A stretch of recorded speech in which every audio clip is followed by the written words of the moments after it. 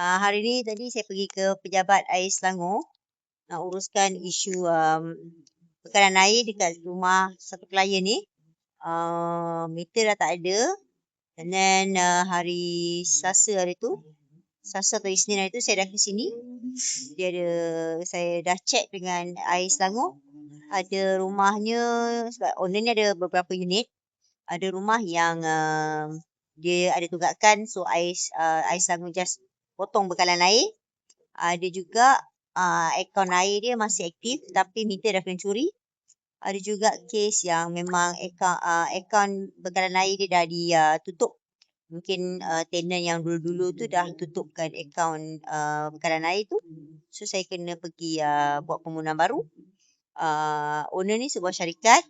Jadi owner dah sediakan surat lantikan wakil kepada saya sebagai wakil untuk uruskan hal-hal berkaitan dengan Air Selangor ni. Dan owner berada di area Petaling Jaya. Dia dah pergi ke pejabat di Petaling Jaya tapi tak boleh settle kat sana. Sebab property tu dia Cyberjaya. Jadi saya terpaksa pergi ke pejabat Air Selangor di Salak Tinggi yang cover bahagian daerah Sepang. So tu leceh sikit lah sebab jauh kan. Nak kena pergi ke Salak Tinggi pula. So hari ni tadi saya nak submit borang mohon akaun baru tapi sangkut sebab tak ada cek syarikat.